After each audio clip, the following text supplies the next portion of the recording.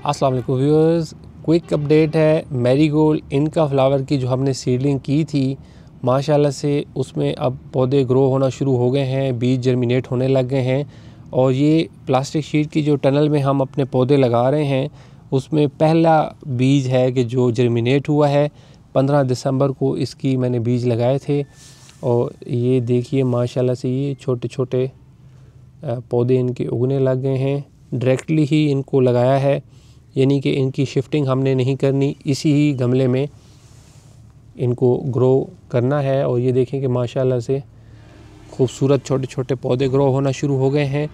माशाल्लाह से ये अभी ग्रो हो गए हैं तो टाइम काफ़ी है बाहर के आने तक, और तब तक इंशाल्लाह उम्मीद है कि हमारे जो मैरीगोल्ड के ये गमले हैं इनको हम अच्छे तरीके से ग्रो करके सही फ्लावर से भरेंगे।